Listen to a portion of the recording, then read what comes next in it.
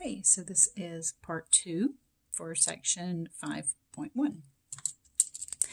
We're going to combine the product and quotient rules for exponents in this example.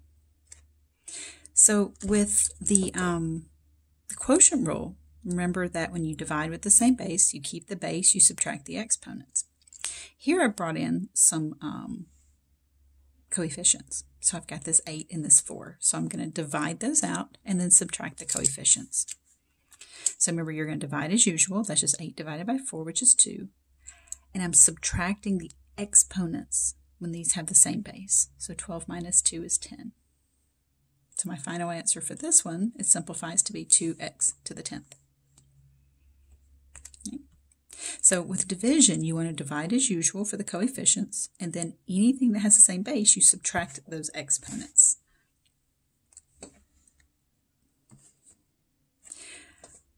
Okay, so divide as usual. Negative 20 over 4 is negative 5.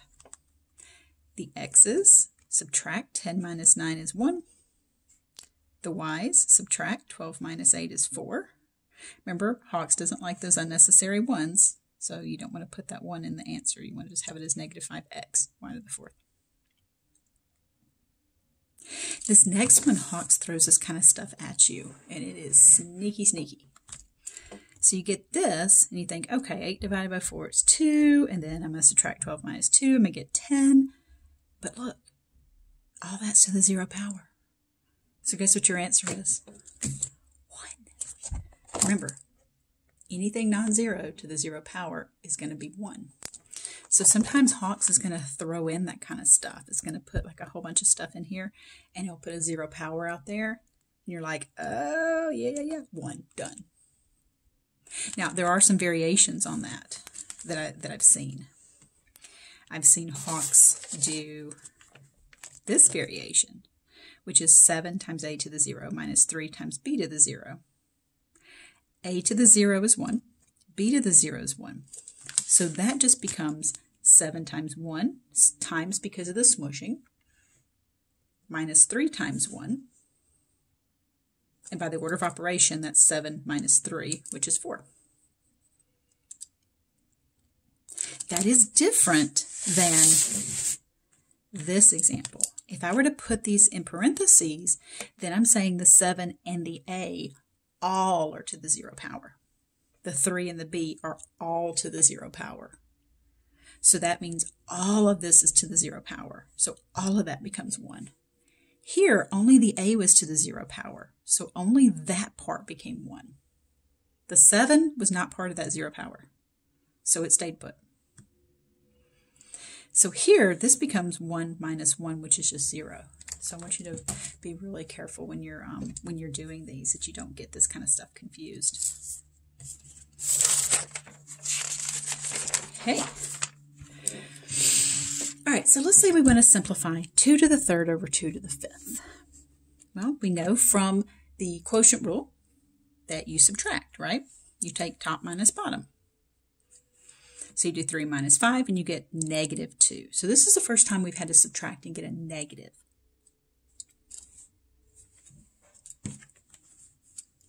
So let's look closer at what's happening here. We have 2 to the 3rd, which is 2 times 2 times 2, and 2 to the 5th, which is 2 times 2 times 2 times 2 times 2. If we do that same canceling business that we were doing before, you can see we're left with 2 2's in the bottom, in that denominator. If I subtract, I get a negative 2 exponent. Now here's what that tells me, because these should give me the same answer, and they do. They're just written in different ways. So that tells me that 2 to the negative 2 power, by subtracting, is the same as 1 over 2 squared, or the same as 1/4. All right, so here's what I'm getting to, and that is the rule for negative exponents. There's 2 of them.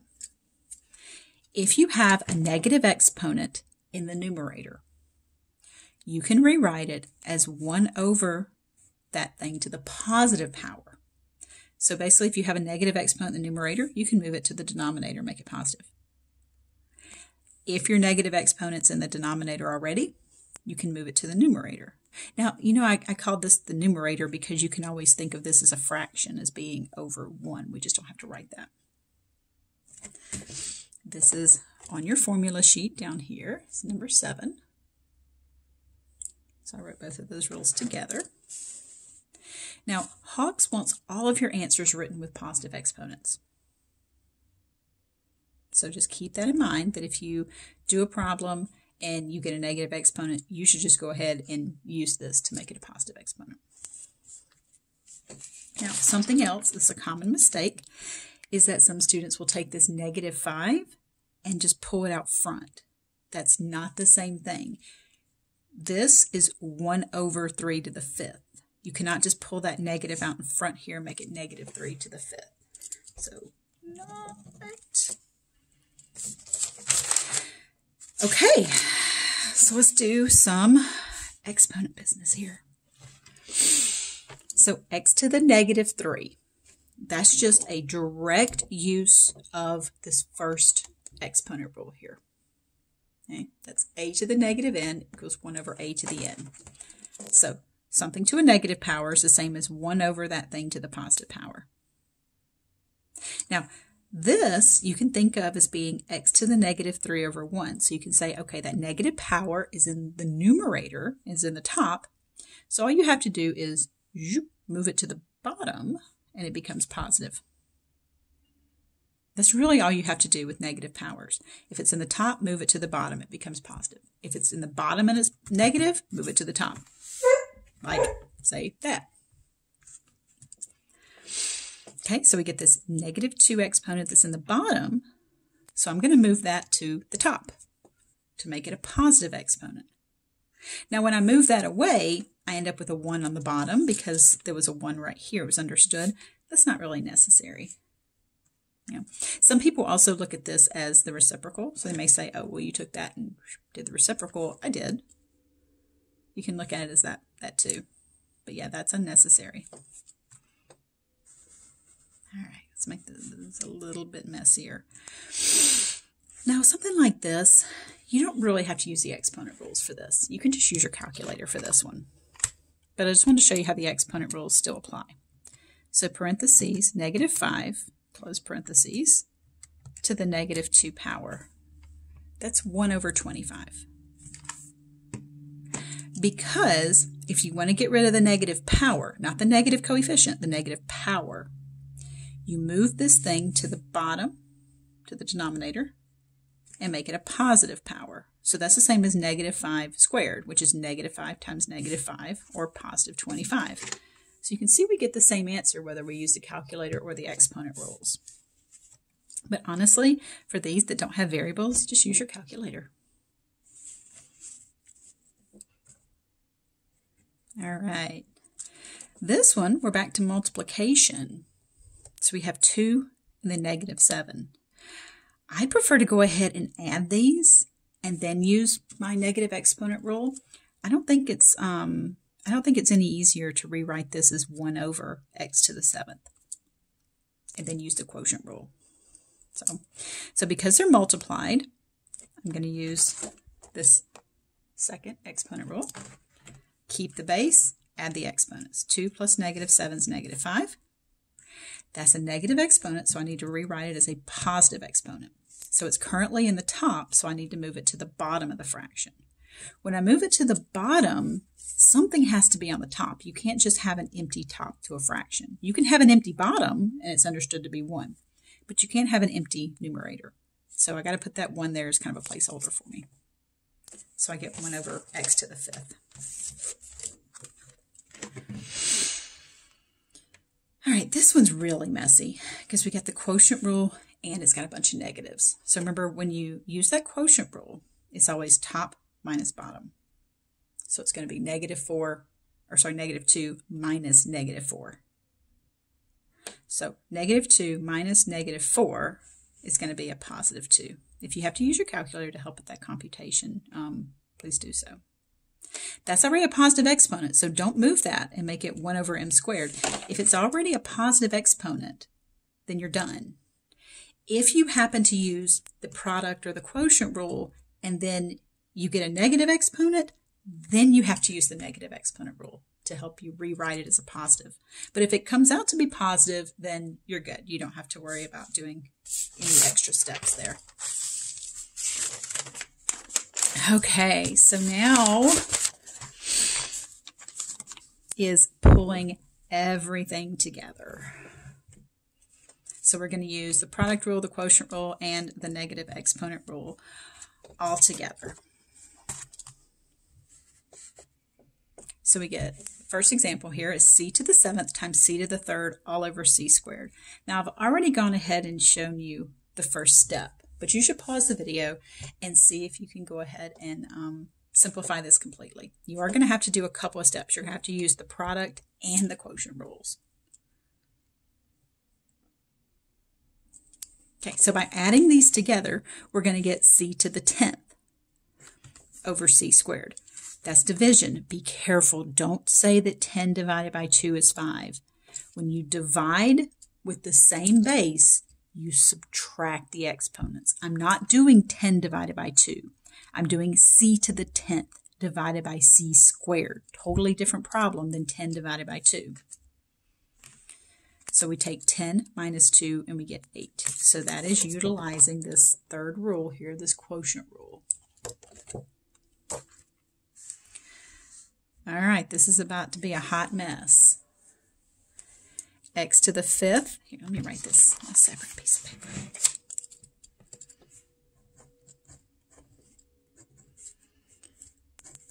So that's going to be x to the 5th times x all over x squared times x to the 7th times x squared.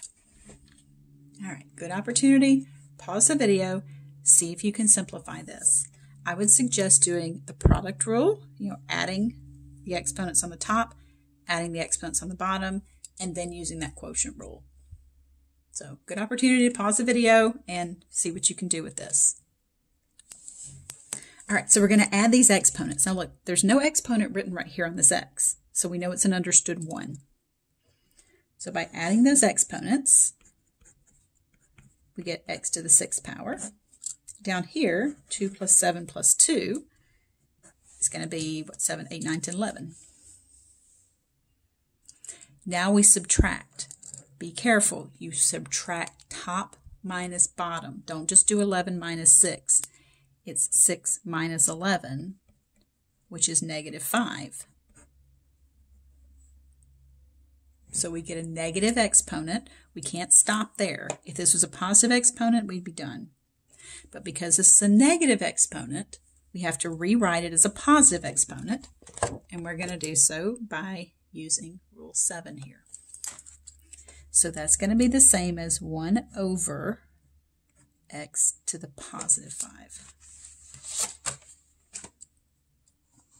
So there's all the work there, and then there's that, which is the same thing. So there's more color-coded.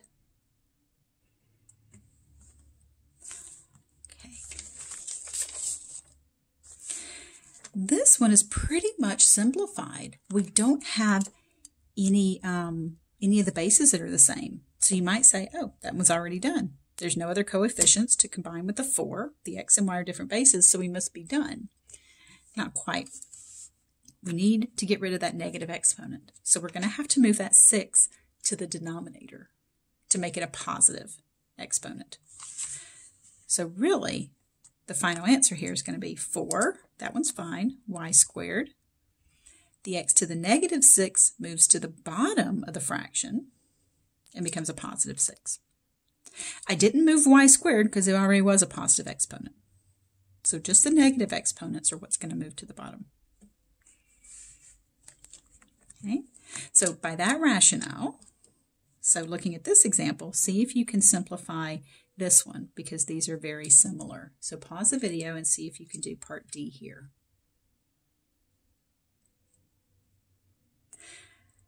Okay, so we have 2 negative exponents this time. So both of these are going to have to move to the denominator.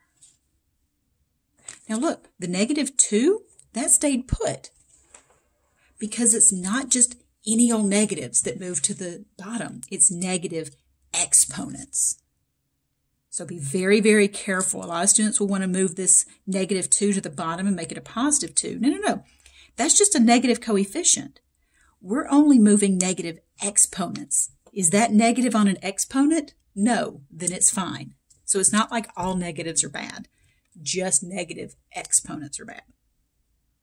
So I just moved the negative exponents. So I did this one on purpose. I put that negative out there just to show you because I know that that's a common mistake. So I'm trying to address those kind of mistakes so that you don't, so that you can go ahead and be on the lookout for them, right? Okay, this one. Whoo, this is going to be a mess. But we're almost done. This one and then one more. So, all right, we're going to divide the coefficients. 12 divided by 12. These have the same base, so I'm going to subtract their exponents. These have the same base. Now, I'm going to do this a little bit different. So I'm going to propose a slightly different way of doing this. Okay, so here's all the work that I'm going to do, but I'm also going to write it on another piece of paper so that you can, so I can kind of talk you through it. When it comes to this subtraction of these negatives, it gets really messy for some people. Like doing the -2 minus 2, getting a -4, and then having to figure out where it goes, top or bottom. So rather than do that, I propose a different way. So bear with me on this. So this was still example 6, part E. So I had 12x to the -2, y to the 4 over 12x squared, y to the -3. Because these problems are going to get bigger and scarier as we go through chapter 5, I'm proposing something a little different here. So 12 divided by 12, no big deal. I'm saying instead of doing subtraction with these negatives and then having to figure out, you know, if the answer is negative, I got to move it. If the answer is positive, I can leave it. What if we just made all the negative exponents positive to begin with? Before we did any of the rules, let's just go ahead and move this guy down here. And let's go ahead and move this up here. Now, what that's going to change, okay, that's going to make that 12. Now, see, I still have a y to the 4th on the top, but now that's moved down. This girl here, she's moved up, so she'll be a y to the 3rd. And then here, I got this x squared that was already down here. And then I got this guy up here, this x to the -2, which moved down and became a +2. So all I did was get rid of those negative exponents from the beginning. Go ahead, make them all positive, and then work with them. So now I've got kind of 3 separate problems, right? I've got 12 divided by 12, which is just 1. Those y's are the same. They're being multiplied, so I'm going to add those exponents. 4 plus 3 is 7. Those x's are the same base, so I'm going to add their exponents. I get 4. That's not necessary, so I'm going to write my final answer without having that. You can't subtract those, okay, because they're not the same base. So that's as far as I can go with it. As these problems get uglier and messier and stuff like that, you certainly can do the product and quotient rules and then use the negative exponent rules. Or you can do the negative exponent rules first, make all your exponents positive, and then just have to contend with positive numbers. So that's kind of my preference. If you do it a different way than I do, that's fine. You can get a different answer. I just want to propose something just in case, you know, you're struggling with how to do these. I'm here for you to provide some alternatives. Okay, one more.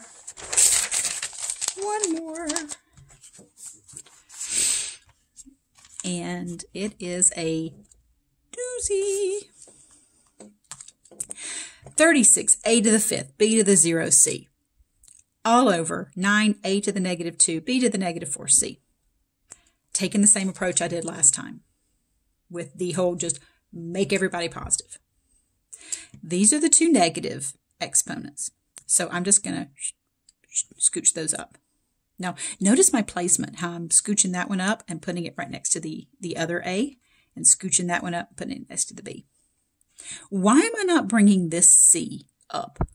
Well, because it doesn't have a negative exponent.